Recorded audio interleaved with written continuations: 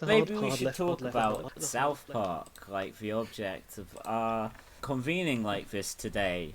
I guess we should introduce our guest first. I'm worried I might pronounce your name wrong if there's some kind of Welsh trickery that goes into pronouncing it. Is it just Steffan? Steffan, yeah. Steffan, yeah, sweet. Okay, fine. Thank you, Wales, for that one.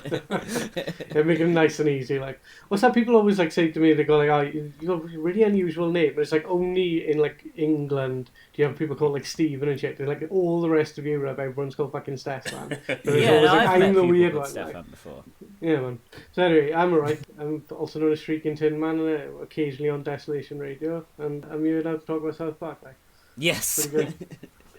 So, I guess we should probably start by talking about our personal histories with South Park. I mean, just as a side note, I was trying to like squeeze in a bit of last minute research before we did this and listen to a few different things, but the stuff I listened to was all like pretty crap. So like I thought it was going to be an interview with Matt Stone and Trey Parker, but it was just some shit like this where people were talking about them. Some fucking terrible shit like this. So, yeah, who gives a fuck about that nonsense? And then I put on this thing which was like, is South Park postmodern? And I really regretted that because I just ended up like I didn't really have my hands free to like turn it off because I was trying to get my food ready and get the computer set up. So I ended up just listening to like half an hour of this fucking guy boring the arse off me, who described himself, and I quote, as balls deep in the libertarian movement, going on about theories of postmodernism and why Jordan Peterson and Noam Chomsky find common ground on this issue. And it went in one ear and out the other because I was just like, when's he going to talk about South Park? If he's balls deep in the libertarian movement is old enough to be above the age of consent, so is he really? Yeah, would it interest him really? Yeah. But like with South Park, I think about it, and I was talking about it with you obviously like off mic, but it's amazing because I was kind of here for The Simpsons doing this, but I was also, you know, youngish when South Park, and fucking hell, I'm like terrified of revealing my age, and youngish when South Park and Family Guy came out, and it was unreal how popular those things were. Yeah. And like we're talking about the first series of South Park, and I remember there was like one kid nearby who was a friend of mine when I was about 11 or so, and he had like the first series on video, and he was one of those kids, you know, like their parents like indulge them and they don't impose like proper boundaries. They're just letting them watch like first series South Park. Yeah. I remember being like fucking incredibly excited to go to this kid's house and watch South Park, and I was watching it just like, this is absolute shit. Like, fuck knows why I stuck with it, because it got good after that. Like, but it was absolute dog shit for like good couple of years. But it was, it was, wasn't it? But like, it was so popular, because I think you're like near my age, and I think you probably experienced it. Was insane. Mm-hmm. It was just like everything, like, all the kids were just like so violently into it. It was unreal, man. Yeah, the weird thing I think about South Park is, as you say, the first couple of years of it are incredibly hit and miss and quite thin. There's some good stuff in it, but it's not a great show by any means. But it was that first couple of years that had the huge hype. It was a huge sort of pop cultural phenomenon. And it was sort of after that, as it got better, it wasn't unpopular, but it was just like, oh yeah, South Park's on, I'll watch that. But that's the thing, and it's like you're trying to like encourage people to watch it, but then it's like they've only seen like one episode with like an elephant fucking a pig or whatever. Yeah. They're trying to persuade someone to say, actually, it makes some, you know, fairly interesting points about modern society. It's got like fucking heritage like that. Like. Yeah. I can remember like two different ages at which South Park seemed to me kind of like impossibly adult and unknowable and cool and stuff. Firstly, it was when I was too young to watch it. I remember we went to Ireland, my family, to the place erroneously known as Northern Ireland. Fuck the British, north, right? The 6 counties, like. Yeah, exactly. We went there, and I remember one of my relatives there was watching it, and I was too young to really get it, but I could just get that this was a cartoon, and it was irreverent and crude looking, and it looked kind of childish, but I just knew it wasn't. It wasn't like the stuff on Boomerang or whatever. And then I remember a couple of years later, I'd seen some South Park by that point. Like when I was about 10, it was like one of the only times before university that I had a TV in my room, and it was this crappy old TV that I'd got. My parents used to have it in the kitchen or something, and it had a built-in VHS player, and you could still like get VHSs at charity shops at that point and stuff. So I got a couple of these videos of the first season of South Park, and I'd watch that, and it was like, wow, this is very funny, and it's all about like Cartman getting an anal probe. That's like the very first episode, so you can kind of like understand a lot of the humor. By the time you're around 10, you get what's funny about aliens going up Cartman's ass.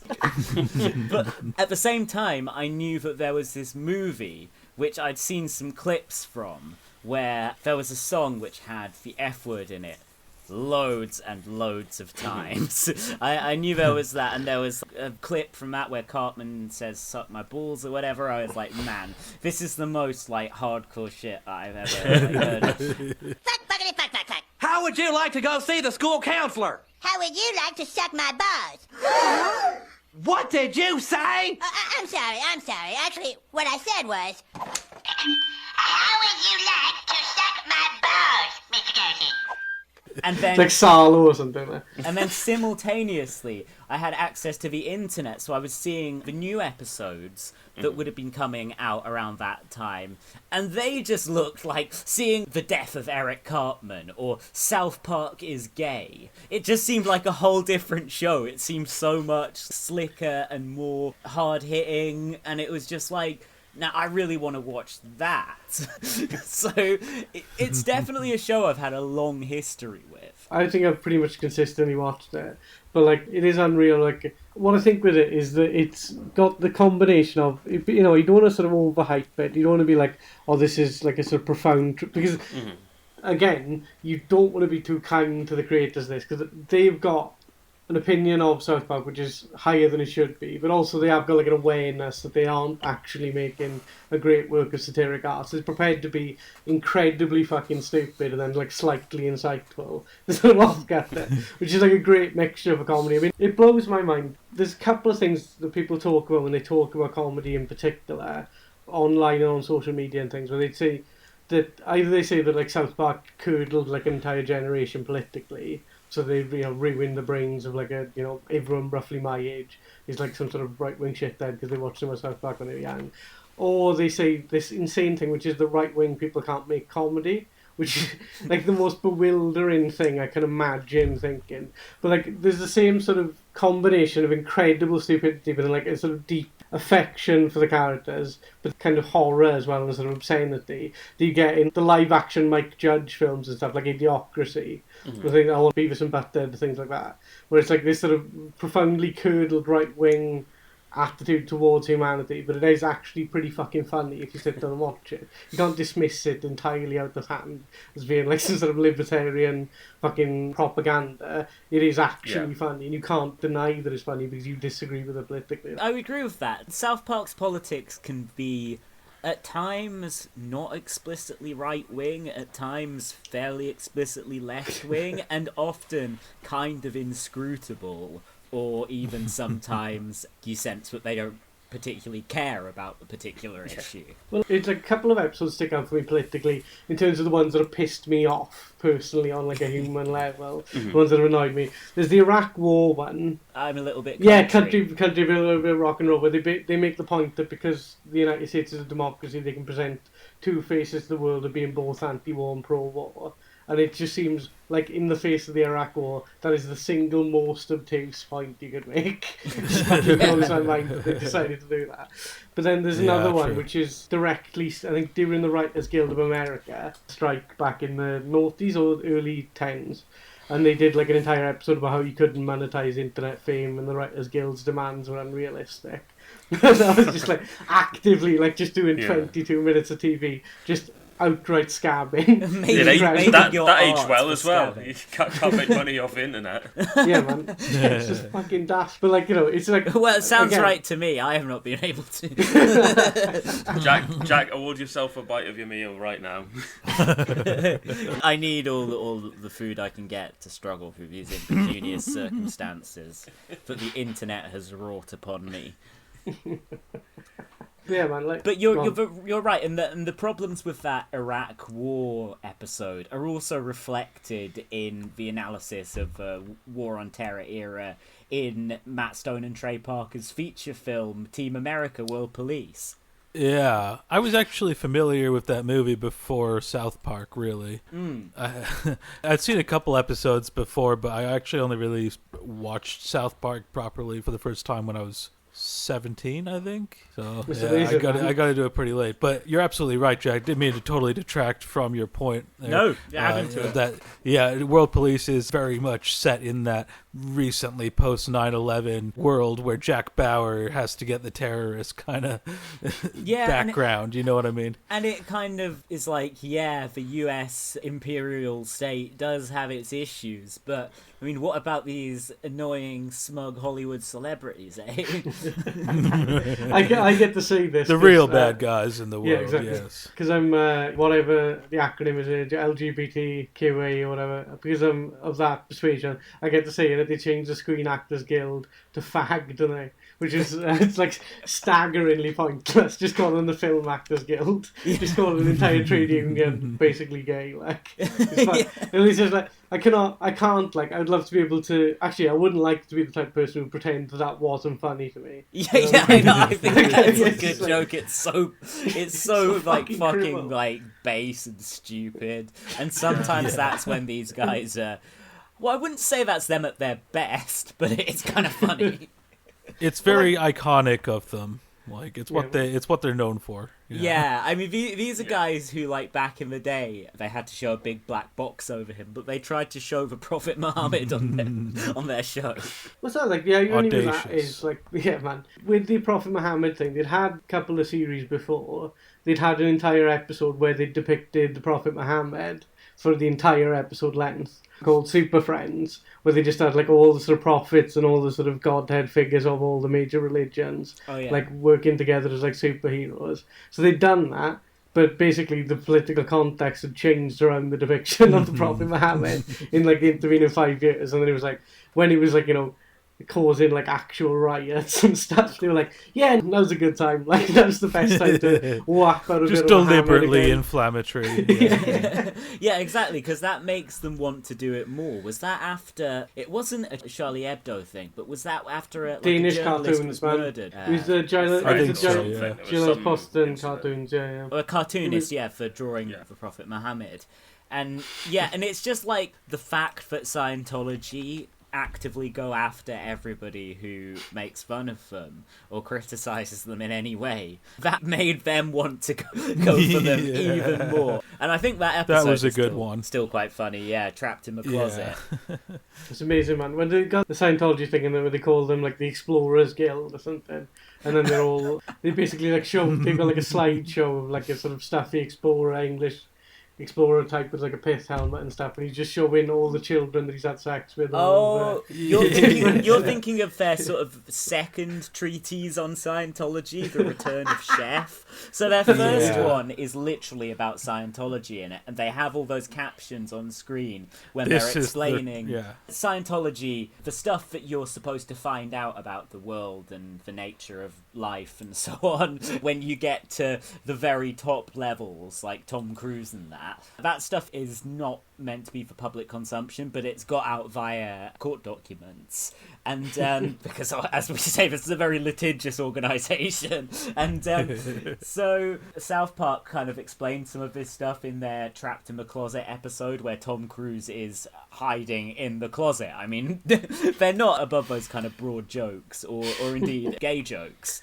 No. But they explain some of the shit that Scientologists actually believe in that, and then they have a caption on screen saying, "This is what Scientologists actually believe." And then in the episode that Steffan mentioned, The Return of Chef, which was made after Isaac Hayes, the legendary soul singer who played Chef, had left the show due to disagreements mainly on their criticisms of Scientology in that other episode. He was a Scientologist himself. When they're explaining what the paedophile organisation, the Super Adventure Club, believe in that, they have a caption on screen saying, "This is what the Super Adventure Club actually believes." Shit, man. You think we go around the world child molesting children just because it feels really, really, really, really good? No! Our club has a message and a secret that explains the mysteries of life. Oh, Jesus, here we go. Very well. I'm now going to tell you the secret of the Super Adventure Club. We don't want to hear it. You see, the Super Adventure Club was founded by the greatest explorer of all time, William P. Phineas. Phineas climbed the highest peaks, tamed the mightiest rivers. But every time he got somewhere, he realized that other explorers had beat him to it. Phineas was depressed until he realized that if he couldn't be the first to discover places, he could be the first to have sex with the native children that inhabited those areas. Phineas quickly went down in history books as the first man to have sex with the Aborigine children at Uluru, and the first explorer to bugger all the underage mountain folk of Nepal. But now the most wonderful part. You see, after having sex with all those children, Phineas realized that molesting all those kids had made him immortal. Immortal. He discovered that children have things called marlocks in their bodies. And when an adult has sex with a child, the marlocks implode, feeding the adult's receptor cavity with energy that causes immortality, so saith the ruler of Bethos. Phineas traveled the world, loving many, many children, and he lived for eternity, until he was hit by a train in 1892. What's that like fucking grim, man, with Scientology? The Isaac Hayes stuff, obviously he's fine, he can believe what he wants, but basically because they don't believe, they're kind of theologically related, like Christian scientism and stuff, but they don't really believe that illness is like actual and real. They think it can be like overcome with positive thought and stuff. So they had him like, because obviously they were milking him for cash as well, but they had him performing several gigs at the House of Blues immediately post-stroke. So they just had a bloke who could like only had control like half his body, and that's like how good the Church of Scientology was specifically to Isaac Hayes, man. Fucking terrible, man. Yeah, it's awful. That's the thing. You want to be cartoonish about it. You want to be like, oh, they are terrible. They are fucking terrible. Yeah, really bad. It'd be so good if they found this. I don't want to say like boutique or niche podcast or whatever, but you know, this podcast. If they found this podcast, and then they just like put the full fucking weight of the Scientology organization against me specifically. Scientologists just going through every single podcast where anyone discusses South Park, just in case they talk about either of those two episodes. Well, they just send someone to my like house with like a video camera and stuff, just asking me about all the tweets I post about sucking people off. Like, but when Isaac Hayes, who I love by the way, like Hot Buttered Soul is one of the best albums. When he left the show, they basically put out a statement which I think is really indicative of where they're coming from politically, or maybe at least where they have in the past, where they said, well, he didn't have a problem when we were ripping on Christians and Jews and Muslims, it was just Scientologists. And I don't know if they would say so much anymore, oh, we're equal opportunity offenders. I think that's kind of gone out of fashion and they're well aware of it. The show isn't necessarily always particularly right-wing, and nowadays I don't think it is at all, really. Yeah, I think there has been like a shift. Has South Park gotten woke?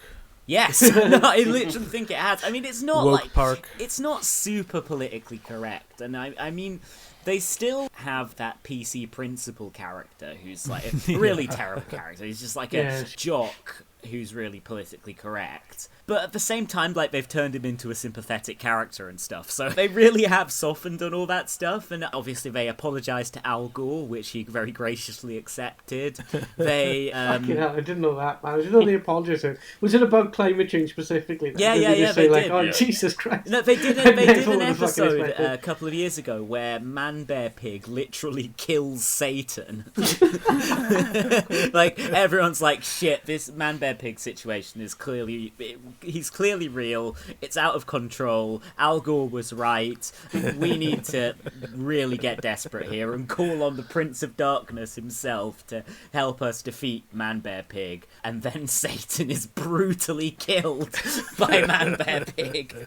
I think, like, the depiction of Satan in South Park is genuinely, like, I think probably one of the funniest things they ever devised. Gay Just, with like, Saddam Hussein. Yeah, he's like gay with Saddam Hussein, but also the fact that he's this enormous sort of like hulking beast, but he's like a sort of really gentle and sympathetic character. He's like really nice. It's just like such a stupid fucking thing to have done with the idea of Satan. It fucking gets me every time, man. But like I remember back when the film, it's one of those things that I'm slowly getting more or less ashamed, depending on how I feel on the day, about the fact that the South Park film is my favourite film of all time. Oh wow! I started saying it to annoy people who liked films, and now I'm just going to say outright my actual opinion. Right, so it is my favourite film of all time. You've worked yourself but, into it being true. Yeah, exactly. Brilliant. But like I remember with reading that, I remember reading with my brother when we were teenagers, going through some Christian parenting guides website, and we had a guide to the South Park film in particular.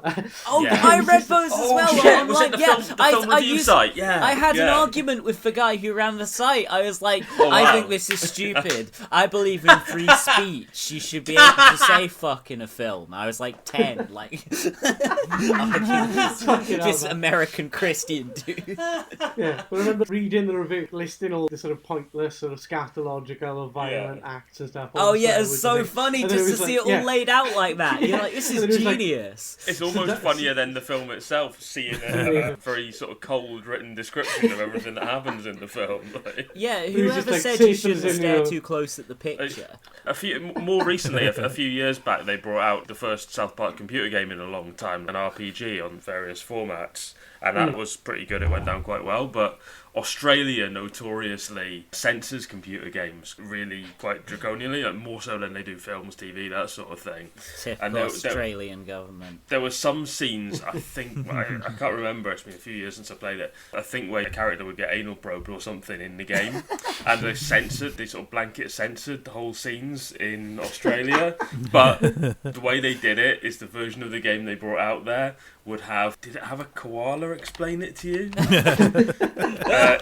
But it had a written description of what you couldn't see. Sorry, Australia, you're not able to play this section of the game. These characters have been abducted, they're bound to high tables, still appear to be asleep, and are being thoroughly probed through their anuses. And it has a picture in the South Park style of a koala bear crying floods of tears as this happened. And that was almost funnier than the actual version of the scene that everyone else got to play. Well, that's them being prepared to ruffle feathers, you know. They know that they're going to piss people off and run into the censors, and they're not going to be like, oh shit, this is the worst thing ever. They're going to find a way to use the situation to their advantage. Yeah. While we were on the South Park film, I remember me and my dad had gone to see Star Wars Episode 1 in the cinema, and there was a slight fault with the projector that cut out about 30 seconds of the film that had no plot relevance. So they gave us free tickets to use for a future film, and we came back like a month later or whenever it was to watch South Park. I can't remember what certificate it was, but it's probably bad parenting on my dad's part to bring me in to see it. And 15, I think. Yeah, and I would have been 12, but it's not me. I obviously watched the series at that point anyway. And, respect to your dad, honestly, and to the cool person at the cinema who let this obviously underage person in. The cinema would let people away with all sorts, to be fair. When I was 12, when I was 12, my dad took me to see Borat. So. I had to watch that was uncomfortable. The section, I think it was at the start of the film, wasn't it? The Terrence and Phillip section with the song that says fuck about 1 million times in it. Uncle Fucker. Uncle Fucker, isn't it? Shut your face, Uncle Fucker. Yeah, that's the one, yeah. And me and my dad were both in fucking tears. I've not seen a crowd, the whole fairly crowded cinema, just absolutely lose it at a scene. What's that like? My favourite line of that. Than that. I heard that at such an age where the phrases in that song will always be indelible to me. I'll never forget. You're a boner-biting bastard. You'd fuck your uncle. You'd fuck your uncle. Nobody fucks uncles quite like you. I'll never forget this stuff. But like Terrence and Phillip are beautiful. They're like a sort of meta commentary on South Park itself. Yeah. It's like creating within the world of South Park a stupider version of South Park that exists. In the same way that Itchy and Scratchy is except that Terrence and Phillip are incredibly funny within the show, and they're not like in a different style of animation. You know, which obviously fucking Itchy and Scratchy are just old-fashioned Looney Tunes slapstick animation. But like Terence and Phillip is exactly the same thing as South Park. It's funny independent of itself. And like some of the actual full-length episodes about Terence and Phillip are some of my favourite South Park episodes. Just like, but again, it's just violently stupid. But Uncle Fucker, my favourite line of that is the one about how the subject of the piece doesn't eat or sleep or mow the lawn. He just fucks his uncle all day long. Eating, sleeping and mowing the lawn are the three possible activities of humanity, and they've forgotten them completely to fuck their uncle. It's incredible. There's also Kyle's mum's a bitch, that song that contains the word bitch about 500 times. And it's got blackface as well, just as an extra bit of She's a big, fat, stupid bitch. Don't say it, Cartman. Well, as far as I know, it hasn't been taken off any streaming services. South Park seems to be basically immune to this kind of stuff. No episodes of it have been taken down, as far as I know. No, there are some of the ones you mentioned already for depictions of religion have been taken down. Oh, really? Because I was wondering if mainly, I think like the most blackface adjacent offensive thing on the show has got to be like Trey Parker's Japanese voice, which I assume it's him doing it. But like, there's loads of episodes where like the Japanese feature in some way, such as Whale Whores, where the Japanese are just coming along and massacring all the whales in SeaWorld or whatever. Oh no, it's the Japanese!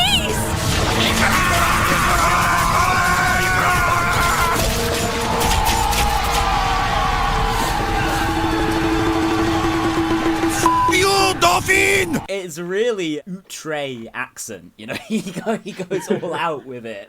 I sort of thought, okay, I generally assumed most ethnic minority voices on the show were just done by Matt and Trey and whoever else was working with them at the time. They definitely have a brown Muslim kind of voice for a lot of the episodes that riff on the war and terror. That what Durka Mohammed Jihad. That's all the terrorists say in Team America.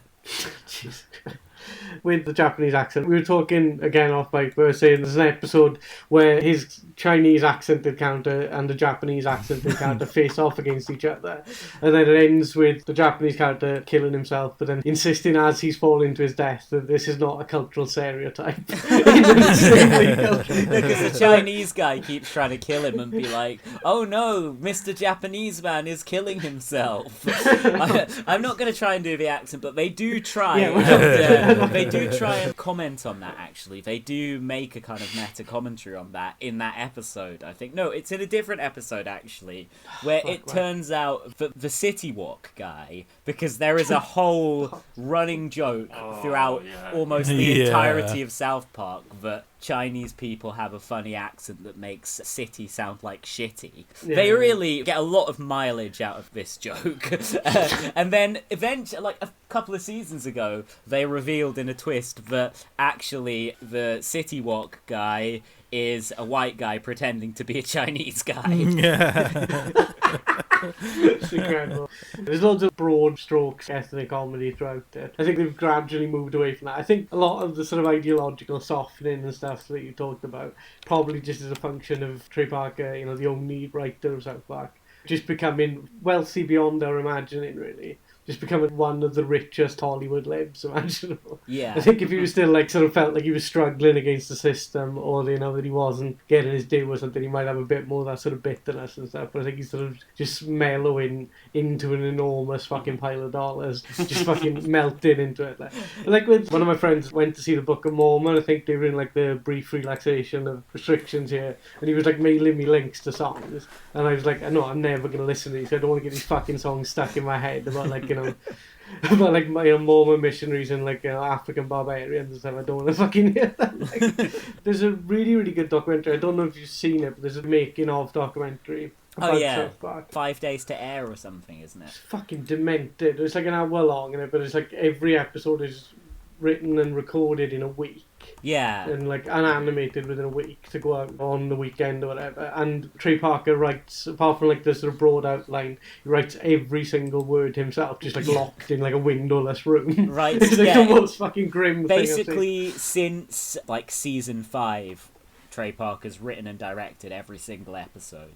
There's like the odd episode where, and I really mean the odd episode, like a handful, probably less than 10, where like somebody else is credited with co-writing or co-directing. But it's pretty much entirely Matt Stone and Trey Parker, and I guess they have a writing team, which at one point included Bill Hader. I'm not sure if he's there anymore, but that was only later in the show's run, not in the early days. But they come up broadly with jokes and plot and stuff, and then, yeah, Trey Parker does fucking a lot of stuff. Like, it's really a great television auteur. It's bewildering, but like it's also, it goes against the grain of how these shows are normally made. Where you'd normally have The Simpsons. I think The Simpsons now just accept spec scripts. So if you just write in a script for The Simpsons, they will fucking animate it. It seems like it. It seems like they're just... there's no, like, through line to The Simpsons. There's no logic. It's just, whatever crap could we, like, get some headlines this week for? Because it's not gonna, they're not going to be for the quality of the show. They have to be for something else. Sorry, complete aside here. Has anyone here seen the episode of The Simpsons with Tony Blair in? Yes. Yes, but I think I blocked a lot of it out. It was Just fucking having hypnosis to recover the memory of it. Like, it's fucking appalling, isn't it? That was one of the big turning points for me with The Simpsons. Where it was like, there was like someone who's actively at that time committing war crimes. He's so cool. He's like James Bond. It's amazing. I love him. I find it amazing with The Simpsons, their classic run for about 10 years, probably a bit less. They had all these different showrunners, and then Al Jean has been in charge of it for the entire time that it's been shit. And has anyone just thought, maybe, like, I know he worked on it when it was good, but, like, has nobody thought maybe, like, Al Jean is a weak link here in this operation? Like, 20 solid years of sucking ass, way more time than the show was good. Maybe switch it up, I don't know. Maybe The Simpsons doesn't need to be like an auteur show. Even if it is soliciting scripts from like some dickhead on Twitter. After this long though, if The Simpsons got really good again, would anyone notice? If a tree fell, does it have enough goodwill left for us to give it a chance? They'd probably lose more ratings from not having interminable shit guest celebrity stars than I they tune would for, in like, to see war criminals do classic fans chummy cameos. Yeah, but it goes against the grain of how these shows are normally made and how American sitcoms are normally made with just like writers sealed in a room for a couple of days and then that produces the script. You just have like one bloke doing it is absolutely bizarre. But it does mean that you've got, like we talked about, I'm trying not to shade over it because I don't want to be fucking callous and just laughing like a little goblin at all the racism and homophobia and stuff. But he has got like certain sort of tics that he returns to. Is like, we're talking about like scatological humour, lots of stuff to do with, anal insertion, broad ethnic stereotypes and stuff. And it's like, if you say it like that, it sounds bad, doesn't it? But it's actually pretty funny. Like, it's actually pretty good. Yeah, you have to kind of take these on a case-by-case basis. Like, some of them are offensive and not making a good point and not funny. Some of them are offensive, but they're funny and they maybe have a point. Some of them have no point and are really offensive, but they're just really funny. It's a real grab bag, huh? Yeah, man. But there was that run, wasn't it, a couple of years where they had two disabled children on the show. They had Jimmy and Timmy. And like we were talking about that earlier, and you were like, "Oh, I thought that stuff was funny," and I was just like, "That was like the grimmest period of fucking South Park." I was just like gritting my teeth through hearing the Timmy voice, like for the fucking 1800th time. Well, I was specifically talking about the episode "Crazy Cripples," where Jimmy and Timmy both join the Crips. Oh. Which is, I think, legitimately one of the funniest episodes they ever made. You were saying today that they went out on the street and just corralled some black men who were just stood on the corner to the voices of the characters. Yeah, I meant to get to this earlier when talking about the kind of like blackface, black voice issue. I kind of assumed that because they're like, yeah, homie, I just kind of assumed that it was just Matt Stone and Trey Parker doing all of these black guys, or maybe like they've got a black guy who just voices Token, who works with them, and maybe he was doing some of them, I don't know, or all of them. But no, apparently, because they only had a few black people on the South Park staff, Adrian Beard, Vernon Chapman, and Isaac Hayes, who provide the voices of Token Black, Towley, and Chef, respectively. Towley's voiced by a proud POC. Like, that's one of the stupidest fucking things I've ever I wasn't aware of that. Anyway, so Trey Parker had to go out into the street and find 3 or 4 black men to record the voices of the Bloods and Crips. When you don't have enough black friends. Yeah. Like, oh, we've got tons of black friends. This should be no problem. 10 minutes later. Okay, I'm going to go out onto the street. I'll see you guys in a minute. I love South Park so much. And again, I'm trying not to like shade into criticism here because I'm just talking about how much I love it.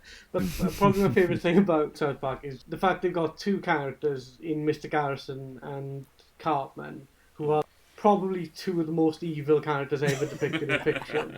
And no redeeming qualities, just like pure libido and ego, only interested in getting what they want to get, prepared to harm literally to the point of killing people. Well, Mr. Garrison becomes Trump eventually, doesn't he? Yeah. I mean, in fact, Mr. Garrison is basically the show's primary point of LGBT plus representation. That's the thing, is Cartman's got like more and more evil. They've also made him more and more gay.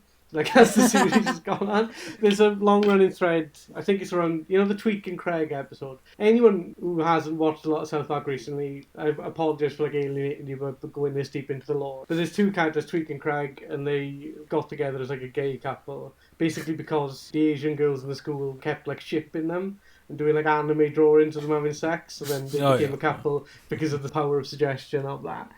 There's an episode where Cartman's lying on bed thinking about that. He's been penetrated by, like, a version of Cupid who's in his own imagination, who is in the shape of Eric Cartman, so he's making rough gay love to himself. It's just like, again, it's like laying it out like that. The level of sort of obscenity and depravity and obtuse sort of offensiveness for its own sake is a form of art in and of itself. It is an incredible achievement. It's an incredible achievement on artistic production. Because like they can do things every single series that still shock me, having watched all the other fucking series of South Park. It's ridiculous. I can't think of anyone who's working at that fucking level. I'm not sure what I think about the softening of Cartman, because I feel like he's at his best when he kind of embodies all the evil in the world. Like, he literally channeled Hitler. Well, exactly. Like, I was watching an episode last night where Butters' parents call Cartman's mum to ask if he can stay over, and Cartman's mum is like, oh, well, he's supposed to be grounded for trying to exterminate the Jews. So I guess that came after that episode where Cartman gets radicalized by Passion of the Christ. A really funny episode, actually. And he dresses up as Hitler and gets a big crowd of people marching in support of Mel Gibson. He teaches them to frog march and Sieg Heil and stuff. It's fucking beautiful, man. That episode, what they do with Mel Gibson, where they just got his head crudely pasted onto a nude body. He's just like, tweaking his nipples and stuff. Tweaking his nipples and like torturing himself and like daubing himself in wood. Like a sort of grotesque sex freak. It's fucking great, man. So, you boys have led me here to your secret base, huh? I guess now you're gonna start torturing me. Ah! Oh, my nipples are so tender, don't squeeze them anymore! That's Mel Gibson?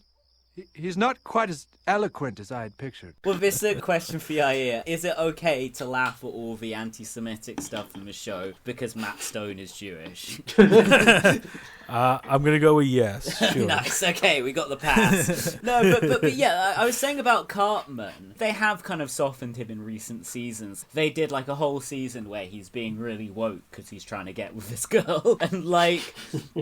I get that they're very slowly making the boys a bit older and they're kind of getting to that age now, and I guess they do need some kind of character development, but in terms of a fairly recent episode that's just great where Cartman embodies all evil, like Crack Baby Basketball Association, for example. He's just exploiting these little babies from crack-addicted mothers and making them like play each other in what seems quite violent game of basketball, but he goes to the NBA, who I guess there was a controversy because the NBA had like this scholarship thing through which they would extract unpaid labour from primarily young black men. The college system before the NBA, So Cartman goes to the NBA headquarters dressed as an antebellum plantation owner. And it's like, well, howdy, sirs. How, say I ask you for some questions, honor. How how do you get away with keeping all your slaves? Fucking great, man. And in that case, Cartman being They're not fucking subtle, are they? evil, being a piece of shit, is far more satirically effective, I think, than trying to make him like a more human character. Well, like with I love that episode. Honestly, it's great. It's fucking great, man. Hello there. The name is Eric P. Cartman. I'm a well-respected owner in the slave trade. In the what? My peaches, what a wonderful office you got yourself, yeah? Certainly got yourself a lucrative business, don't you? Well, let me get right down to it then. Like yourself, I'm also in the slave trade. I like the Garrison Trump arc. They're giving it like terms that it really doesn't warrant it. But yeah, the Garrison it becomes Trump thing was so fucking good. And they were the only media property that took the threat of Trump seriously at all. Like any sort of comedy thing. So they were just constantly referring to like the debates and stuff and just showing how poorly Hillary was fucking up. And they literally have characters screaming at her like, anybody else would be able to do this. Anybody else would be able to defeat him. Why can't you do it? We were talking about also there's an episode where Hillary Clinton gets a nuclear device inserted in her uterus, I think. yeah. It's described as a snook up her sniz. And it's planted there by Russian mercenaries on behalf of the British. And then at the end of the episode, after the South Park boys defeat her, the Queen shoots herself in the head. And that's also a 24 parody episode with Cartman going around torturing this new Muslim family who've moved to South Park, injecting his farts. Sorry, he's not injecting his farts into them. He's injecting himself with orange juice so his farts are smellier. Apple juice or something. It's a very gross sequence. It's just so fucking, it's so daft. Like it is an incredibly joyful thing to watch. But it is, like I keep saying, it's South Park's favourite film. Like it's pathetic as that is. But like it's so fucking good. But like I haven't kept up with any of the other. Like, I've watched like an embarrassing amount of animated sitcoms in my lifetime. And like I think South Park's the only one that I've kept up with all these years. Because it's the only, apart from King of the Hill was really, really good. But with King of the Hill, it never got properly distributed in the UK, and I didn't want to fucking pay for it or pirate it. It's of such ridiculously high quality, and because it's gone to like a smaller network, you find yourself talking about this type of thing to somebody who hasn't watched the last fucking 20 series or whatever South Park. Like I keep saying, anybody who's listened to this without a knowledge of South Park law would just be like, he's clearly like cracking up. Like he's talking about people fucking injecting themselves with apple juice. The old man is dying, this cannot possibly be the old man's the fucking nuke up Hillary Clinton. But like it's just so fucking stupid. You reminded me with the Hillary Trump, their depiction of that race. They call back to an earlier episode by describing it as a contest between a giant douche and a turd sandwich. And in the original Giant Douche v Turd Sandwich episode, it's basically their episode about how it's okay not to vote, not to support any side, and it's stupid how people are socially ostracized for not picking a side in an election between a giant douche and a turd sandwich. And in that episode they have, I reckon it probably is just Trey Parker doing the voice, but they have a parody of P. Diddy's Vote or Die campaign where Diddy and his henchmen are literally just going around threatening to kill people if they don't vote. And it's like they have this hip-hop track that's like, vote or die, motherfucker, vote or die, get out and vote or I'm gonna stick a knife in your eye. And again, I saw this at the age where I remember all of it. Puff Daddy? Your friend Kyle told me you don't understand the importance of voting. Apparently you haven't heard of my Vote or Die campaign. Vote or die? What the hell does that even mean? What you think it means, bitch.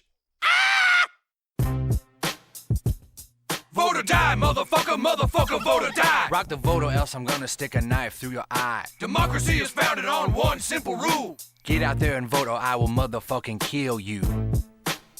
Yeah, I like it when you vote, bitch. Shake them titties when you vote, bitch. I slam my Jimmy through your mouth roof. Now get your big ass in the polling booth. I said vote, bitch, or I fucking kill you. Vote or die, motherfucker, vote or die. can't run from a 38, go ahead and try. Let your opinion be heard. You gotta make a choice. Cause after I slit your throat, you won't have a fucking voice. Vote or die. Vote or die. Okay. It's like democracy is founded on one simple rule: get out and vote, or I'll fucking kill you. So fucking good, man. I genuinely think, without wanting to get too grandiose about it, it's depressing when you watch US media. We've also been talking, obviously everybody's been doing the fucking Seinfeld rewatch and stuff, and there's a new series of Curb out. But it's like Larry David, who's a profoundly cynical comedian, and he has that sort of fuck everyone vibe, or, you know, the world is like a fallen thing and it's corrupt. And he's a big money Democratic donor. So it's like almost every other sort of media property, or in particular sort of comedy property, is heavily skewed towards sort of liberal left thing. And then being third party, even though they were incredibly stupid and they fucking supported the Libertarian Party, it did give them a tiny bit more fucking perspective, or certainly more interesting perspective than most people who produce this type of stuff. Yeah. Like they were able to be like anti-war in a way that very other things, like fucking hell, man, like Family Guy, which obviously I'm not going to pretend that I haven't watched probably cumulatively like 50 to 100 hours of Family Guy in my life. That is the smuggest fucking Democrat thing. And they've just got like an author insert character in the talking dog. And just be talking about, you know, how like George Bush is running up the deficit and shit. And it's just like, I don't want to fucking hear that. Like, I just want to watch the talking dog. Like, shut up. I wouldn't necessarily actually say South Park's got much better for having better politics. I think the midpoint for me is when they had politics, but they weren't necessarily that good. The early episodes aren't very political at all. They're like Cartman getting an anal probe, or Big Gay Al's big gay boat ride, or whatever. Yeah. But then you move on a bit, and I think the show was at its funniest kind of around that period. But I think they have done some really good episodes in recent years with agreeable politics. There was the one parodying the way that ICE was run, especially under Donald Trump, the US Immigration Services, where Cartman calls ICE on Kyle and gets him deported. Which again, that's like the stuff I want from Cartman. Another one was their World War Zimmerman episode, which was simultaneously a parody of the crappy Brad Pitt zombie blockbuster World War Z, and an absolutely searing episode about how black lives are treated differently to white lives in the American judicial system. Really good. I remember just laughing so hard at that episode, and it's something when you don't have that thing of, oh, it wasn't funny, but I agreed the shit out of it, you know? It's literally like, well, I thought it was making a good point, and fucking hell, I haven't laughed in so long. So occasionally they get that balance really right. But some of the recent seasons I haven't been so with. The serialized format can sometimes lose me. For example, they'll introduce a joke and I won't find it very funny, and then I'll realise, oh my god, this is going to be the entire season. So it was that way when they introduced PC Principle. I was like, okay, this is not just this episode. Because in the past, sometimes you even wanted something from one episode to stay around longer, but you never got too familiar with a lot of jokes. And then, especially it was the member berries thing. When they I thought that was good, see. Really, I found it kind of annoying, and it's just, I guess it's just, do you know what I mean? Like, there's a certain tweeness that has kind of crept into recent seasons. I felt like this with member berries, integrity weed, and it's kind of like they just get like this quirky little concept that is kind of amusing but not funny. Not every show needs lots of continuity, really. And then they ran South Park was what it was, and then sorry. The thing, I like struggled to follow plots anyway. So like I found this with like the most recent series of Curb, where it was like I really enjoyed the first few episodes, and then towards the end it was like, oh, there's literally too much plot going on now. Yeah. So, like, trying to tie together all these plots. It did resolve beautifully, but it was also just like, stop making me remember things, man. Well, like, that's a good example actually of Curb, like. because when Tracy Ullman showed up for an episode in that, I was like, okay, cool, like I can get with Tracy Ullman making a cameo in this. She's a respected comic performer. Then, as it dawned on me that she'd be in the entire rest of the season, I was just like, I really fucking hate you for that impression of Corbyn you did.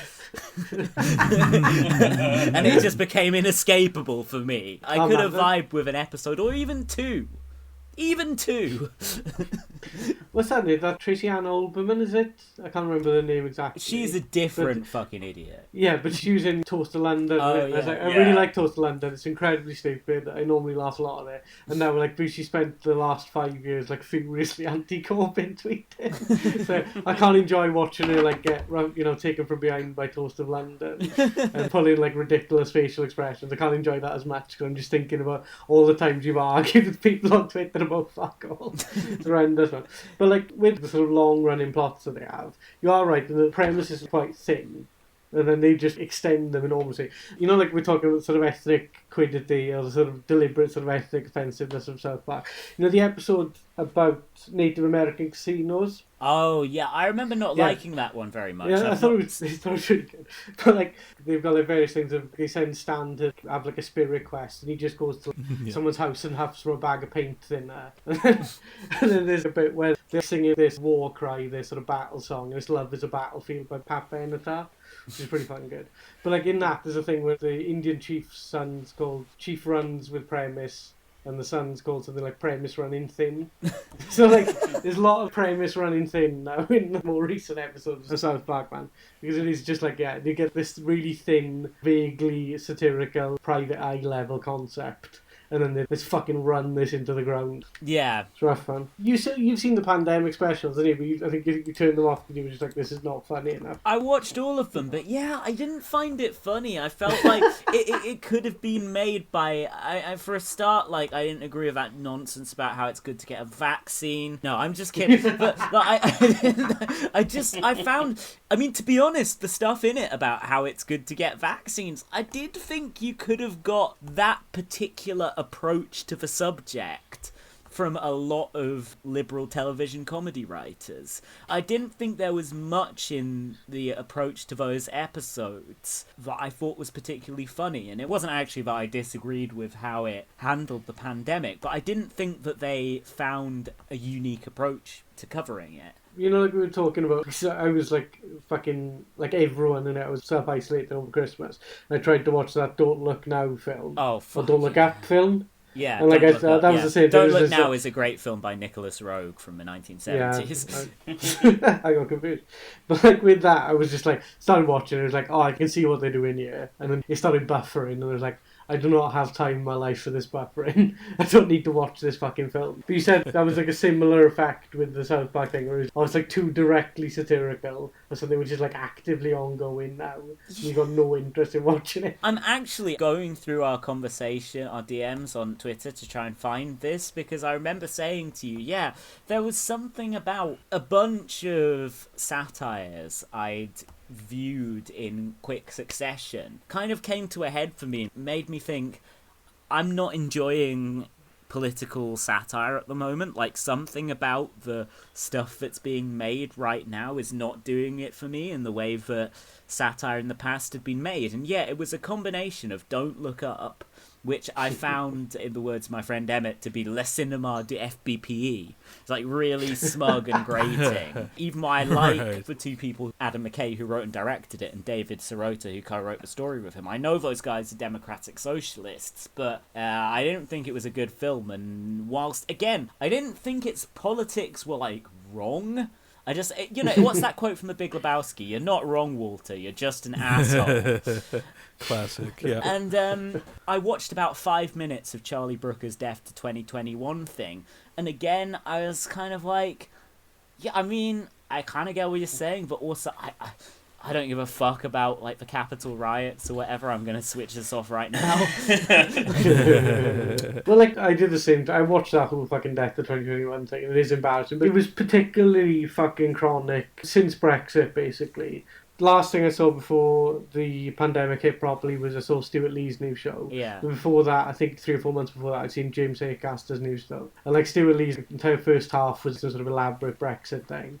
And then James Acaster came out and literally did the Brexit fucking restaurant analogy thing. You know, like, oh, they give you a menu and it's just, you know, the options are between like human shit and a nice salad or whatever. I was like, oh, shut the fuck up. But it was just like there's an enormous smugness has crept in. Because with satirists now, they're risking nothing by saying this, particularly in the UK. The political juncture is such that none of these people are ever going to be threatened by an even slightly higher marginal tax rate. They are literally, they can say and do whatever the fuck they want for the next 5, 10, 15, 20, 25 fucking years, and nothing is going to change politically that will affect them poorly or anything. So you get people like grandstanding about how disastrous Brexit was going to be and stuff like that.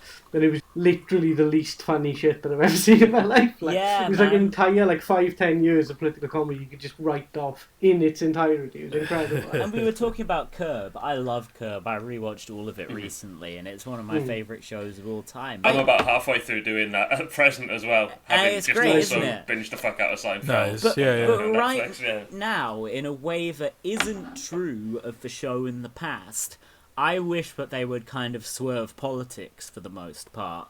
And maybe it is just an accurate reflection of the liberal circles in which Larry David operates. As I've never seen Curb as a particularly politically radical show, and almost its strength comes from its depiction of the banality of the lives of the super rich.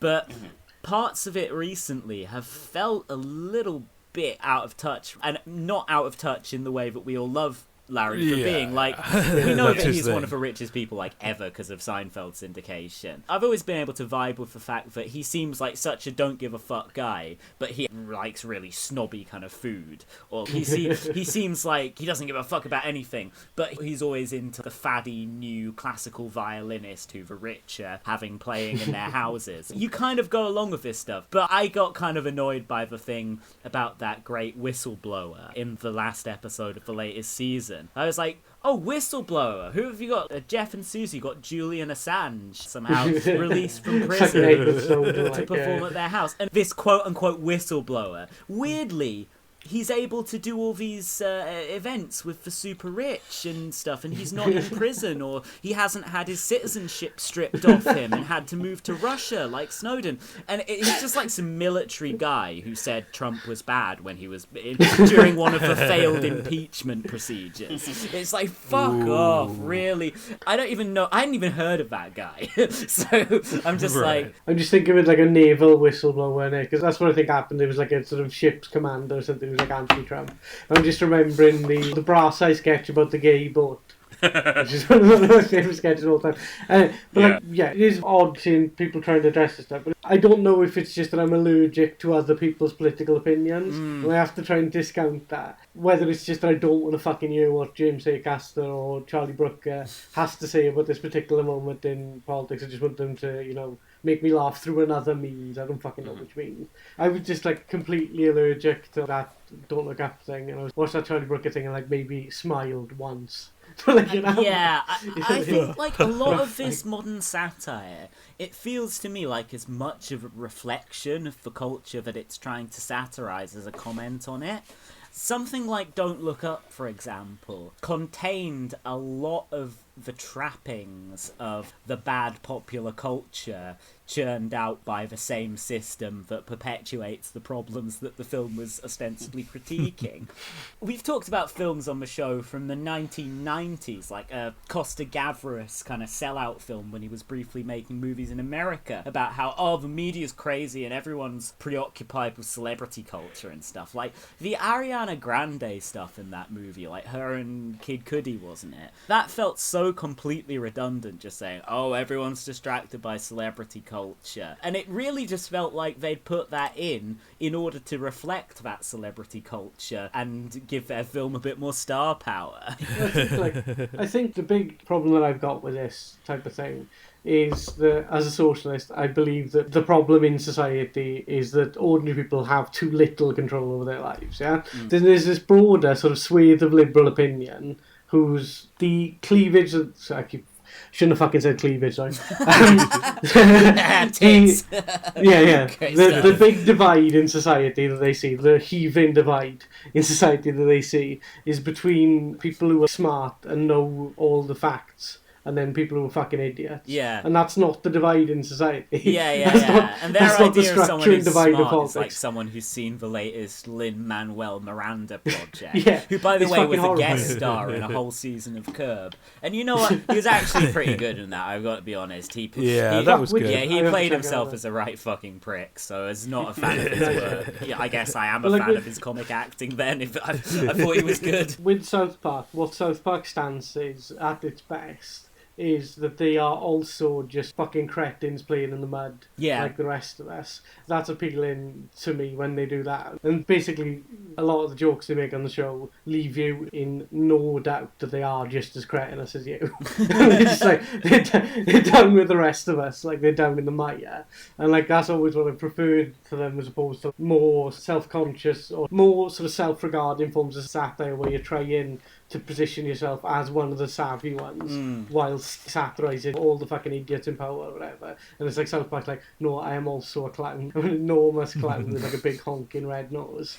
Like that's their vibe, and that's why I love them. I'm trying to think, what are some other episodes that you guys really like? Because I can think of a couple offhand that I want to discuss briefly. In terms of their incredibly broad satire and making the best possible use of Eric Cartman as their greatest villain, an episode that sticks out to me is Somalian Pirates. Oh, yeah. I can't remember this. Yeah, where Cartman absconds with a gang of other children, including Kyle's little brother Ike, to go to Somalia and become pirates. And obviously they don't understand the language the Somalians are speaking, so they don't realise that they're being held hostage. They end up stealing a boat from a bunch of French sailors. Again, racial stereotype. The French surrender instantly. Yep.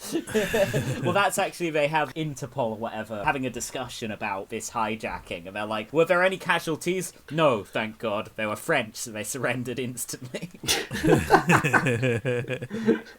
Man, I can't remember that one. Cartman's like pure evil. There's a couple of ones. I think you mentioned earlier on the death of Eric Cartman. But everyone just decides to ignore him and he thinks he's dead. Yeah, he believes he's dead, yeah. But that's a really good ghost story. But also it's got the thing with Butters, and Butters is the only person who's decided not to ignore Eric. So then they think that he's experiencing psychosis, and then they violently anally probe him over the course of several days. We're talking about, just to go back to the old Butters, Butters very special episode. Oh my God, that is one of the best. Yeah, that's the one I was going to say. The ending of that episode, or the sort of climactic sequence of it. I was sat there watching it fucking years and years ago now, thinking, how the fuck have they got this on TV? Just to recap for listeners, in Butters' very own episode, his dad's like to his mum, I'm just popping out to get you your anniversary present, and she sends Butters out to follow him so she can see what he's getting her, and he in fact goes to see the film Fisting Firemen 9 at the seedy downtown pornographic theatre, and then proceeds to go to the White Swallow men's bathhouse to have aggressive gay sex with a series of men. Butters says one black guy had him pinned down for 15 minutes when he tells his mum about how his dad has gone wrestling. So Butters' mum goes mad and tries to kill Butters by drowning him in her car, but the car just hilariously floats downstream. For ages, Butters just bumping along. A very funny episode. And then, at the end, Geraint, were you thinking of the scene where they confess they in front of everyone? Yeah, well, they blamed the whole thing on some Puerto Rican guy, and they then immediately get embraced by other celebrities who have seen fallen foul of the same Puerto Rican guy, like they've fallen foul of the same book. Support group, yeah. The end of it is just Stan Cartman and that talking to these characters about how they're wrong, but basically they're facing directly to the camera and like they're just like, you liar, you piece absolutely going off on like he's like, I know Simpson. Like Butters' dad is like, I know you all said you supported me, but you were looking at me and you were really thinking, cuts to OJ Simpson, you liar, you piece of shit, I know what you did. And just the shots that it cuts to O.J. Simpson and the other characters in it, just showing them sort of fixed grin, looking awkward as fuck, gritted teeth. Like, It's amazing, man. So you see, there was no some Puerto Rican guy. He doesn't exist. And so the people we owe the biggest apology to are the Ramseys, Congressman Condon, and O.J. We gave you false hope for finding the person who hurt those close to you, and we're sorry. Now we're just happy we won't have to live a life of secrets. For I knew that even though some of you supported us, some others were looking at me and thinking, "You're a liar! You're a liar! You know something that you're not telling us, you slimy scumbag liar!" You know, that's what people would say to me.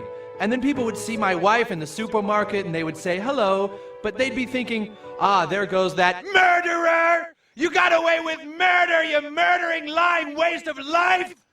And to me, people might say things like, "Liar! Tell us what you know, you goddamn liar!" And so to both of us, people all over town would be saying things like, "You know goddamn well what happened to your kid, so stop acting like victims and confess, you murdering murderers!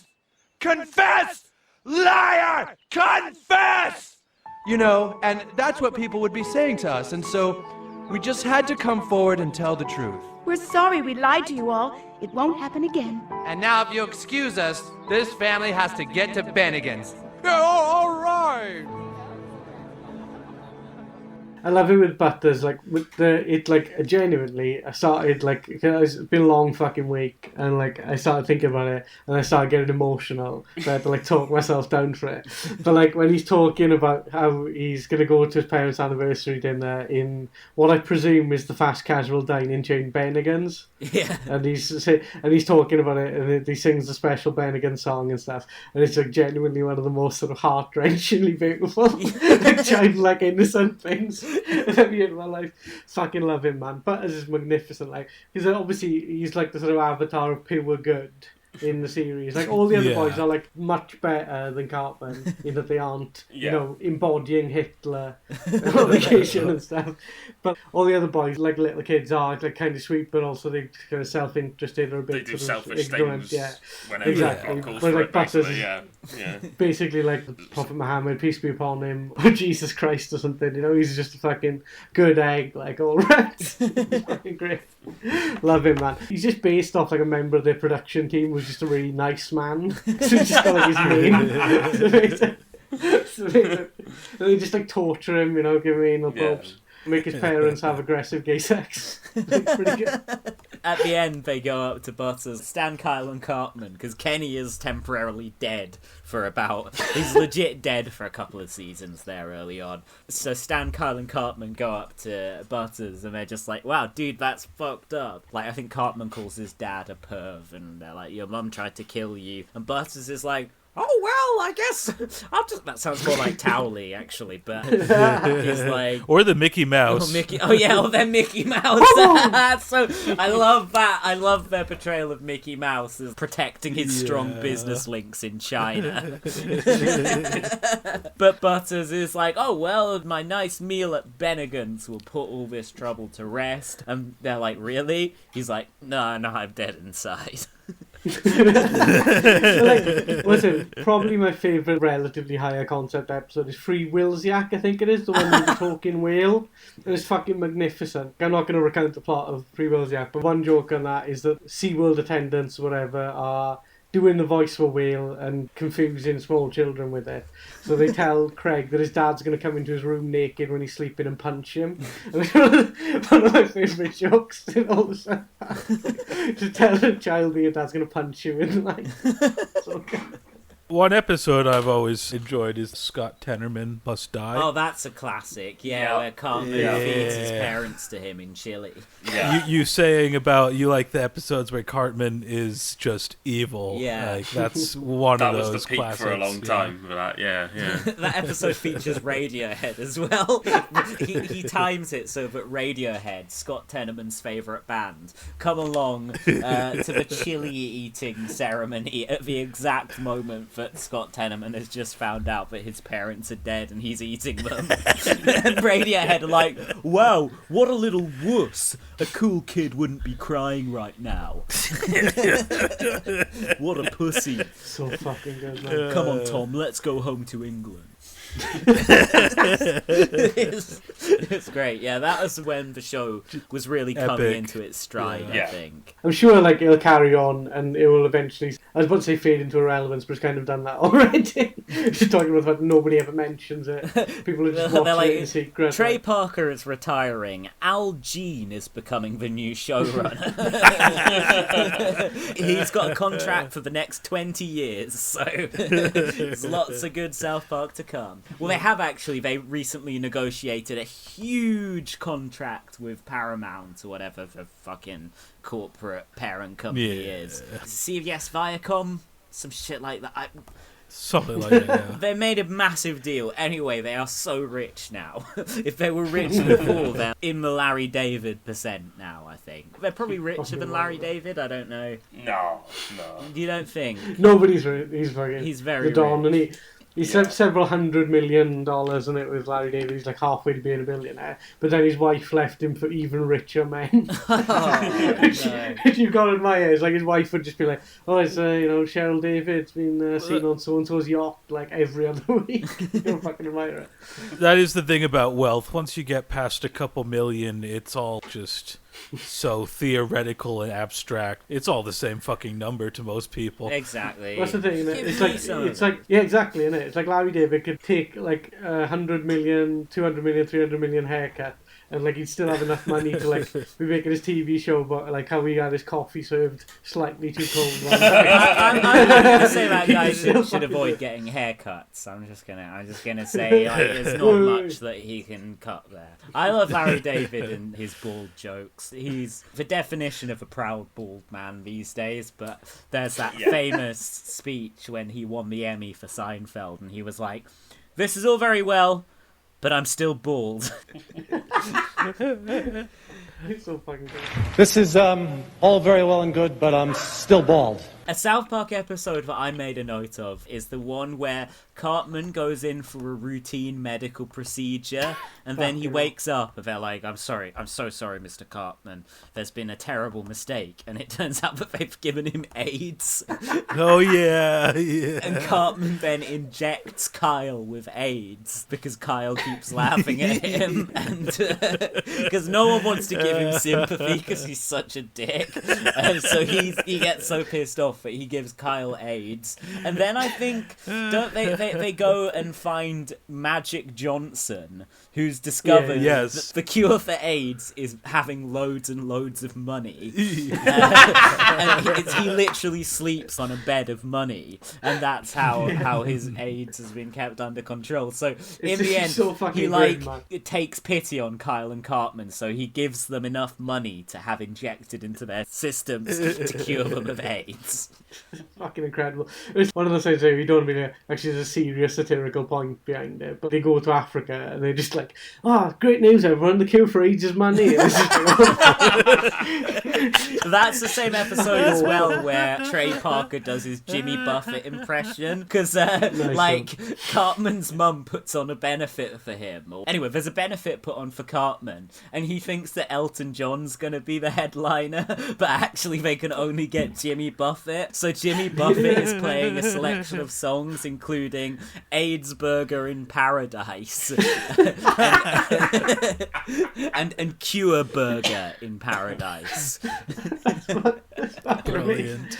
AIDS Burger in Paradise.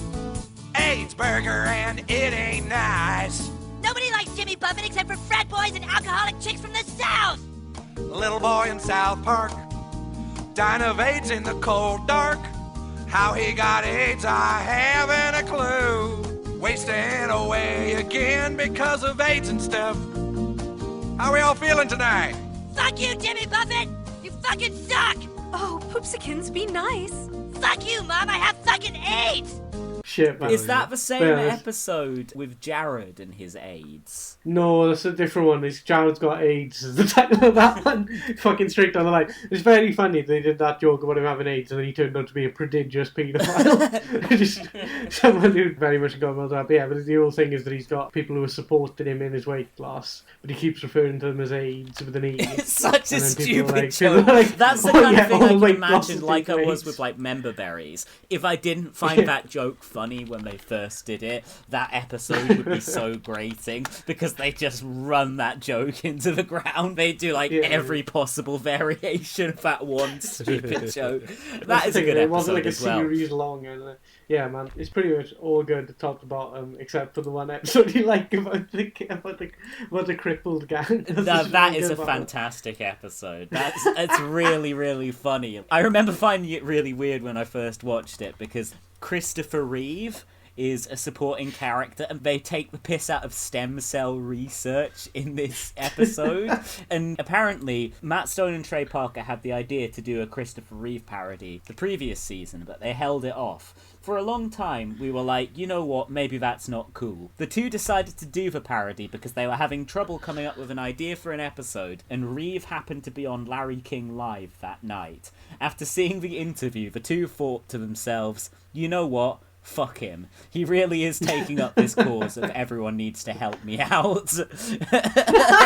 It's so fucking weird, man. Because like stem cells wasn't an issue in the UK at all because we haven't got like an anti-abortion movement really in the UK. It was just like, oh, the stem cells is fine, you can use them. But it was obviously like a culture war issue that they were like, yeah, if anything, you know, wanting to use stem cells is barbarous or whatever in that episode. They portray it as Christopher Reeve just snapping these fetuses open and drinking the insides.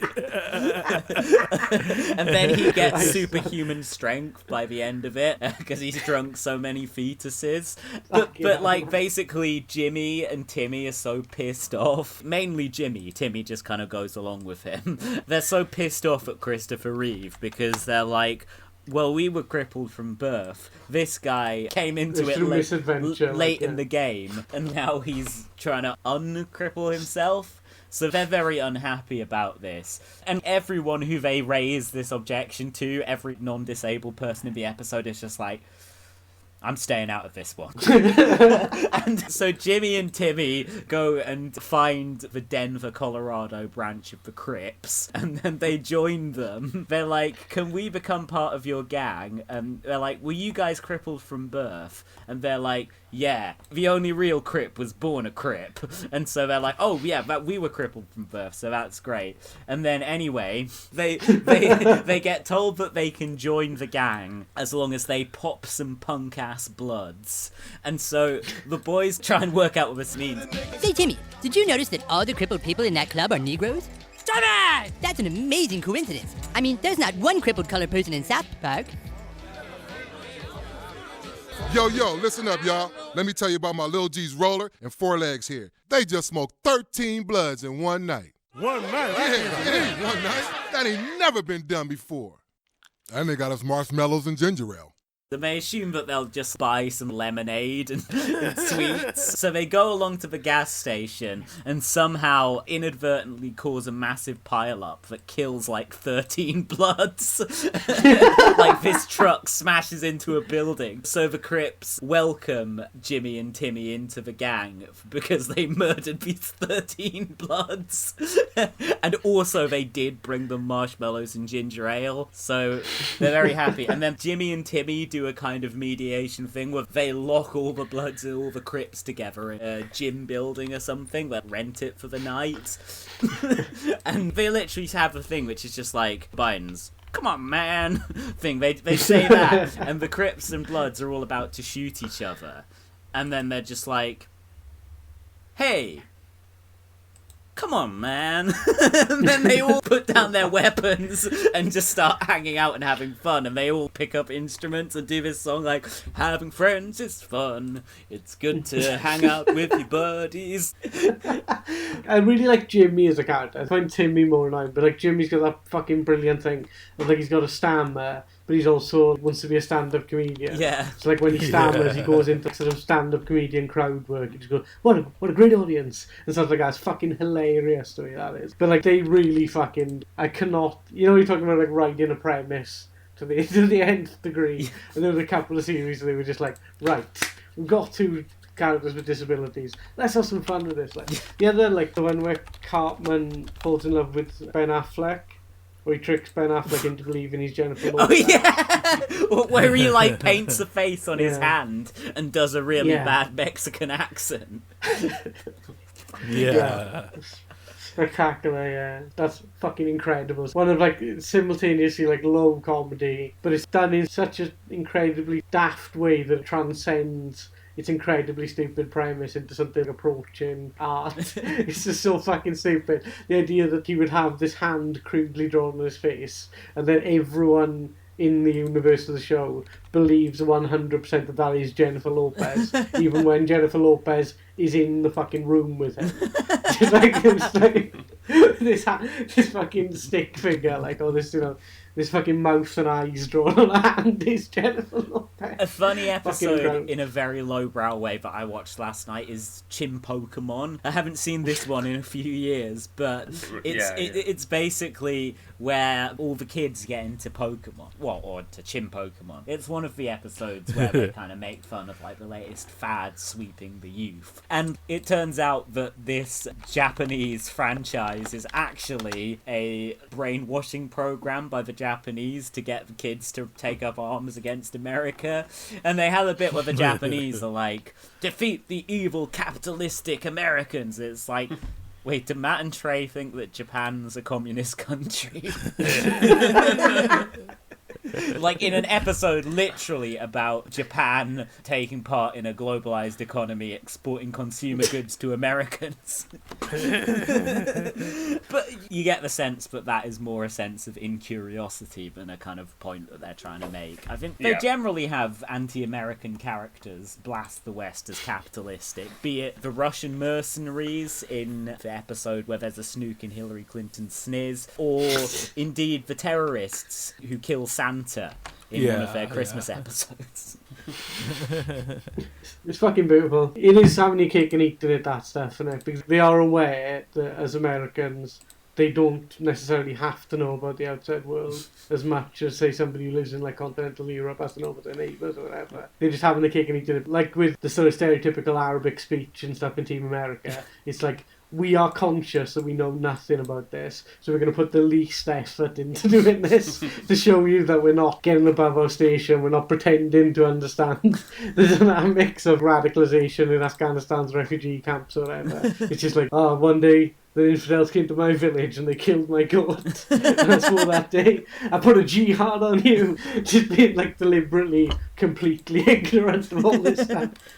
Incredible. They do have some episodes that I think are to this day just very funny. Christian Rock Hard is a great one where Cartman and Token and Butters form a Christian rock band. Token instantly knows how to play bass because he's black. And then Cartman rewrites all these already famous songs about being in romantic love with somebody to just loving Jesus, and the people at the Christian record label are like, it seems that you don't just love Jesus, young man, but that you are in love with Jesus. And Cartman's just like, what's the difference? Are you guys saying that you don't love our Lord and Saviour? It's a very, very funny episode. Guys, we here at Faith Records were very moved by your performance at Christ Fest. You're one of the most talented Christian rock bands we've ever heard. Thank you so much. Christ has really blessed us with talent. Yeah. We just had one question, though. We were looking over some of your lyrics. I want to walk hand in hand with Jesus on a private beach for two. I want him to nibble on my ear and say, I'm here for you. It seems you really love Christ. Yes, we sure do. No, but it appears you are actually in love with Christ. Well, what are you saying? That you don't really love Christ? Well, of course I do. I mean, I just... Well, what's the difference? You love Christ, you're in love with Christ? I mean, what the heck is this? And that's the same one where Kyle's band, who are called, like, smop or like floop or something. What are they called? Morp, I think. Morp, is it? But they basically go on strike when they learn about illegal downloading. Or no, they illegally download some songs to like get inspiration for their band, and immediately like a SWAT team like storm in through their window and arrest them. And they show them like, this is Lars Ulrich's son. He thought that he was going to get his own private island this year, but instead he's going to have to settle for the slightly smaller island next door because of illegal downloading. And then, yeah, they end up going on a strike with, like, Metallica and stuff. What's that, like, the songs off that episode, like, stuck in my... I could, like, sing embarrassing amount of them. There's the one about Body of Christ, and his Body of Christ, sleek swimmer's body, all muscled up and toned. It's fucking brilliant. It's so good. But, like, there's another one that's hinting towards Cartman's evil homosexuality. Yeah. K-Tel Records presents the most inspirational Christian rock band in the world, Faith Plus One, featuring the very best in good, wholesome Christian music. Oh Lord, you are my savior. You know I miss you so much when you are gone. With great inspirational songs like I Wasn't Born Again Yesterday. Yes, I may be born again, but I wasn't born again yesterday. I wanna get down on my knees and start pleasing Jesus. I wanna feel his salvation all over my face. The CD is filled with instant classics. Who doesn't remember? The body of Christ, sleek swimmer's body, all muscled up and toned. Body of Christ, oh what a body, I wish I could call it my own. You mentioned, Steffan, the character of Jimmy. And one of the best Jimmy-centric episodes is Erection Day, where this one's not particularly making a deep political point. It's where Jimmy wants to do a stand-up set at the school talent show, but he keeps getting inconvenient erections. And I think maybe it's Chef, or is this after Chef's tenure on the show? Yeah, I think Chef's still involved in this part. Yes, yeah, you're right, because the first episode of the next season is the return of Chef, which I think we should return to the return of Chef in a second, just because we didn't talk about the formal qualities of that episode, which made it so innovative. But in Erection Day, I think Chef advises Jimmy, go out and bang a sex worker in order to get over your erections. Jimmy goes and picks up a prostitute called Nut Gobbler and has sex with her. And he's meant to be like 9 or 10 in this episode. No, Butters tells him. Butters gives him the advice. At first, Jimmy takes her out for dinner because he doesn't really realise how prostitution works. And then she's like, no, it's fine. You don't need to do this. You can just bang me. But her pimp comes along, and so Jimmy has to, like, fight off this pimp. He fights off a pimp, has sex with Nut Gobbler, goes along to the school talent show, immediately gets an erection on stage. So fucking stupid, man. It's beautiful. With the return of Chef, we're talking about that, with the deliberate choice to have Isaac Hayes to use his voice, but then to edit it in such a way that the editing is clear, that it's clear that you're using his words against him. Yeah. But like they keep editing him to say the phrase, I want to make love to you children. They use that song from the first season where he's like, I'm gonna make love to you, woman. I'm gonna lay you down by the fire. I'm gonna make love to you, woman. Gonna lay you down by the fire. I'm gonna make love to you, children. Hello there, children. Hey, Chef. How's it going? Good. Well, how about I meet you boys after work and we can make love? Dude, what are you saying? I'm gonna make love to your asshole, children.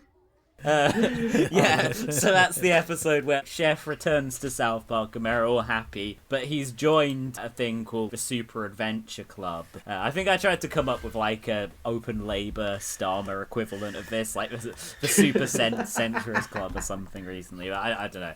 But basically they're a group, they travel the world, go to exotic locations and have sex with the young boys there. They've brainwashed Chef. They even, in a pretty big coup for the nerds, they actually get Peter Serafinowicz, who voiced Darth Maul, or is it Darth Vader he voiced? Darth Maul he did. I I'm a South Park guy, not a Star Wars guy.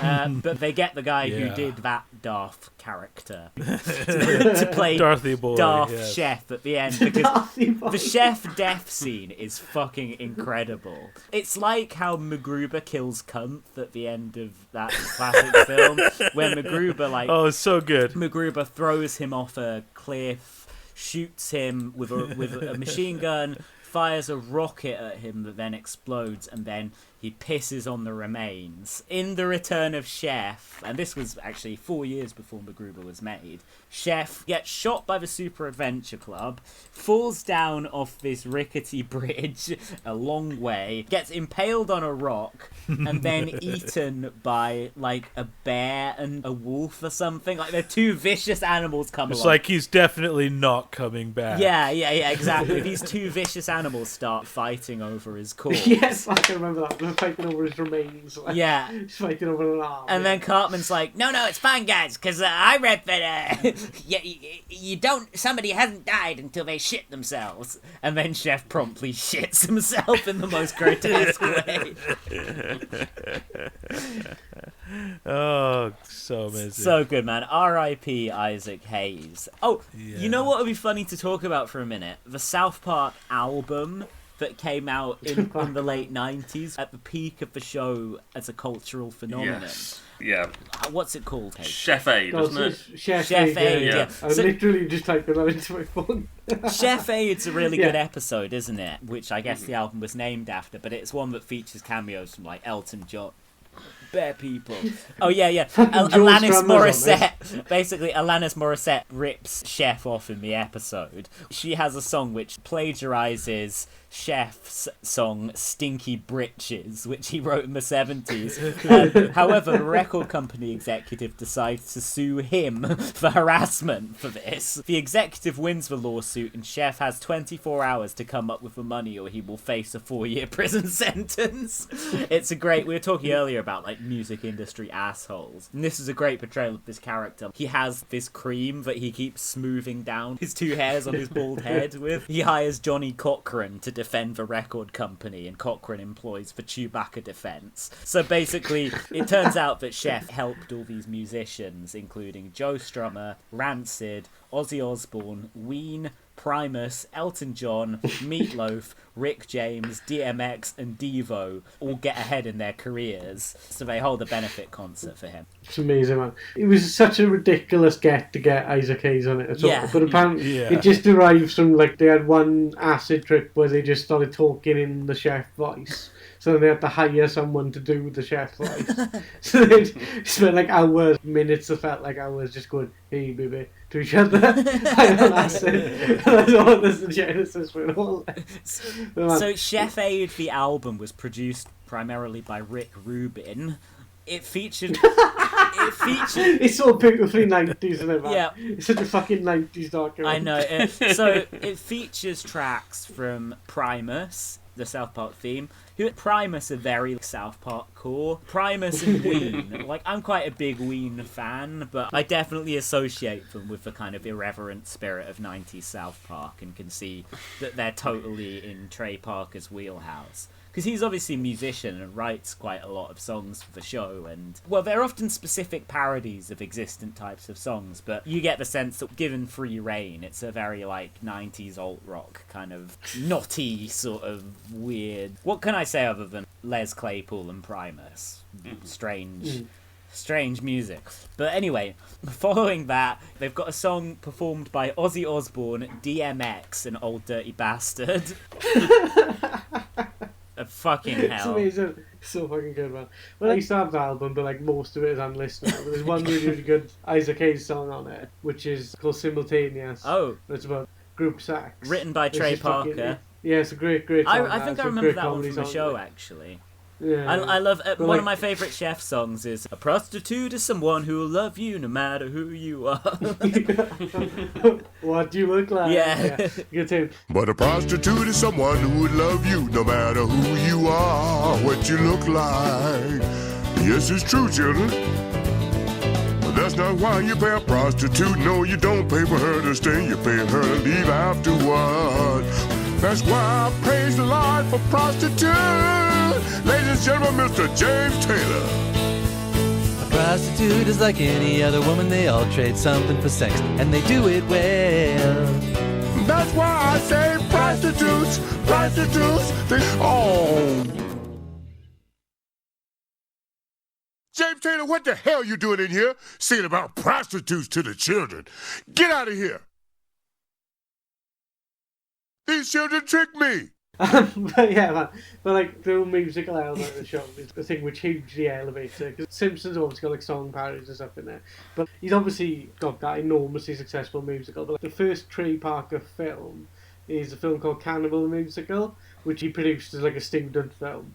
And there are songs in that recur throughout South Park. It's obviously doing musicals is his goal in life. Yeah. And then that to me is like, Seth MacFarlane obviously from Family Guy is the same thing. But there is like a hidden, like to a lesser or greater extent, theatre kid energy. Oh god, yeah, he does like albums of show It's tunes and stuff. It's like, leave it to Dylan, mate. But it's obviously like these blokes who were performing in Guys and Dolls and stuff when they were in school. And then somehow managed to find some way of making this more socially acceptable to sing show tunes. So like just burst into song. The only musical that I know or like is the South Park film. It is a full-on musical as well. There's loads of songs in that. I was just going to go through the rest of the track listing of the South Park album because this is great. Yeah, so they've got Isaac Hayes as chef singing Chocolate Salty Balls, which was the big hit. That was massive, contending for Christmas #1, if I remember, the year it came out. Yeah, which is mad. A Trey Parker original. Then you have a Rancid song. Then you have Eric Cartman covering Styx. Then you have Master P. Then you have Isaac Hayes, the song Simultaneously that Steffan mentioned, in character as Chef, again written by Trey Parker. Then you have Mace, Puffy, Lil Kim, and System of a Down on the same track. It's like I really want to listen to this now. It's not on Spotify though. Puffy had actually worked with South Park before they did the Vote or Die thing. Then you've got Perry Farrell from Jane's Addiction performing a Trey Parker song called Hot Lava. Then you've got Wyclef Jean featuring the South Park Boys. Then Isaac Hayes again, Chef again rather. Then you've got an Elton John song called Wake Up Wendy, written by Elton and Bernie Taupin. So like a full-on, like straight up John Taupin original. Moose T. What the fuck Moose T is? Do you not remember Moose T versus Hot and Juicy with their big hit, Horny? Their only hit, in fact. It's just so that. That's the one, Horny. Exactly. It's like, this is such a powerful sense memory of being like 11 or 12 years old. This is pure undistilled 1998. Like, there's nothing more 1998 than this. Then you've got Devo performing Love Gravy. Then, like, these guys were kind enough at a difficult point in his life to offer some work to struggling artist Ike Turner to collaborate with Rick James, another artist with his share of troubles, on a Trey Parker song called Love Gravy. Ned Gablansky, the character from the show covering Feel Like Making Love by Bad Company. Then you have a Ween song called The Rainbow. Then another Chef song that's a duet with Meatloaf. Then you have the song It's a Rockin' World, written by Joe Strummer and performed by Strummer with a supergroup including Flea and Tom Morello and Ben Montench from Tom Petty and the Heartbreakers. Then you have Primus performing Mephisto and Kevin. Then Vitro Mentally Dull Think Tank remix featuring the cast of South Park, and then hidden track Trey Parker as Eric Cartman performing Kyle's Mom is a Big Fat Bitch. I think I got that from the music library, so like it would have been like the local council or whatever paid to purchase that, and then I paid 20 pence to get it at the music library for a week or something. It's bewildering, like, you know, the Simpsons phenomenon. Like, the Simpsons were fairly good about parodying this in their own show and stuff. But I cannot describe how saturated the world was with, like, South Park merch at this exact moment in history. Yeah. So it makes perfect sense. They would have like released an entire cash-in album. But like some of the gets on that are unreal. Like I'd forgotten that Joe Strummer was on it, for example. It's ridiculous.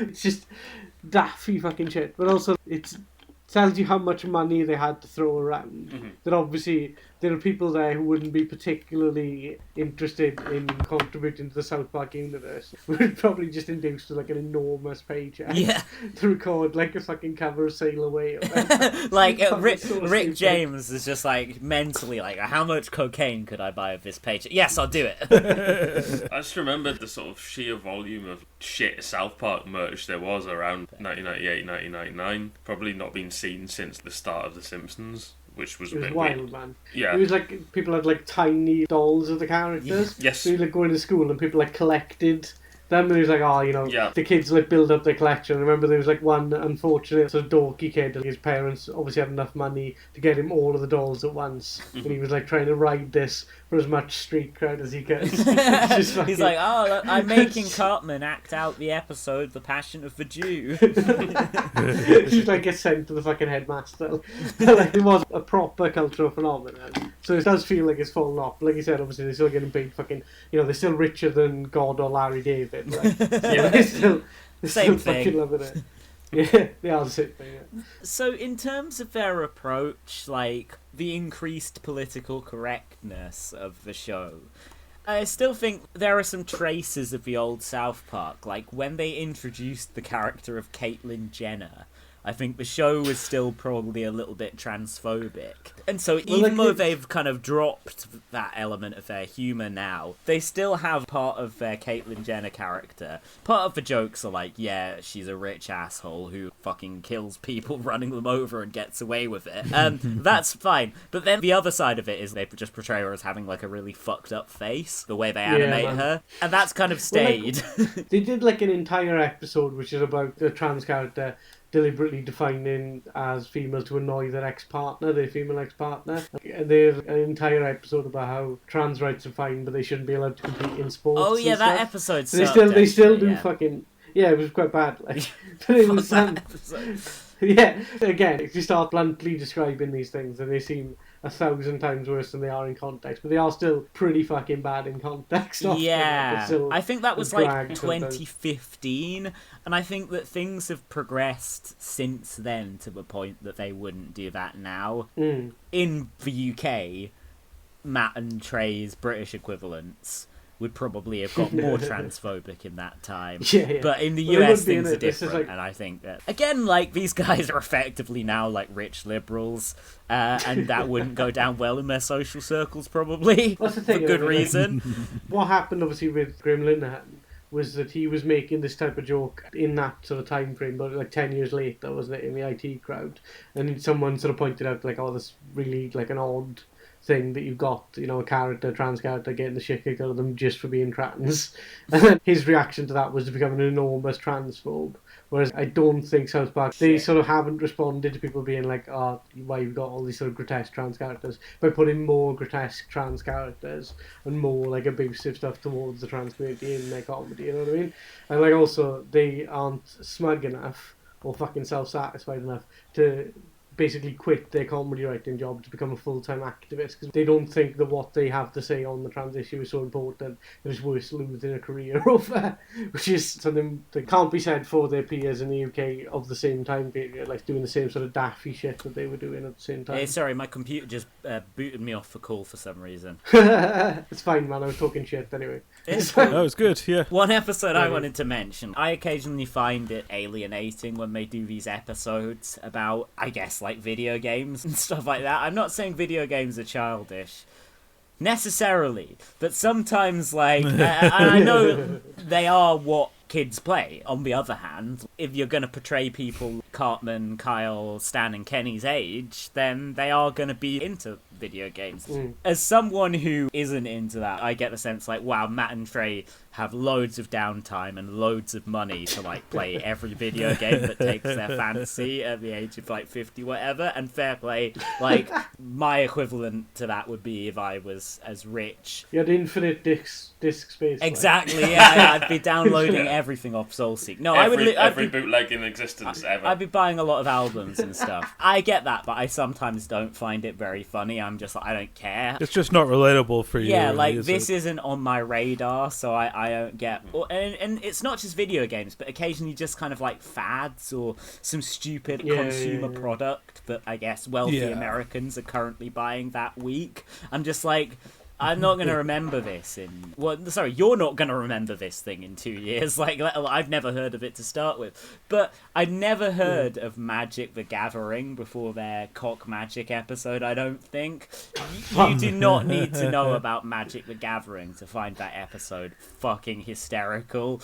It's literally one of the funniest episodes they've done in years, I think. This was just the season before that bad transphobic episode that Steffan mentioned. But this is the one where the boys get into these underground cockfighting rings, where the cocks, which are held in the basement of various Chinese restaurants, and the cocks fight by playing Magic the Gathering, a card game for those like me who don't know about that kind of thing. Like, so the boys get really into this, and Randy, Stan's dad, who becomes a huge character as the show goes on. Like, Randy's basically, like, I guess he's Trey's surrogate.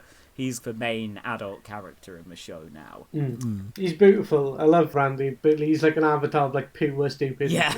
He just does what there's no malice or anything behind him, but he just does whatever seems the most appropriate thing to him at any given time. Just to divert, there's the episode where they lose the internet and it becomes like a sort of John Steinbeck parody. Yeah. Because like all the families are travelling across the country to try and find Wi-Fi. And then he goes into a hut and there's someone drawing pornography for him, and he's demanding like increasingly outlandish pornographic scenarios. and then he sneaks into where they've got the one computer with the internet in the camp, like this big internet refugee camp. He goes in there and has a wank. This is why he's upset he hasn't got the internet, because he's like clearly developed a huge addiction to masturbating constantly to incredibly depraved internet porn. He goes in there and there's just like it's just drenched in cum, and then his family and the guards and stuff all come in and he's just like, it's ectoplasm. There was a ghost, a spooky ghost. What is that? Sounds like someone's being attacked by a tiger. Get the keys, we gotta get in there.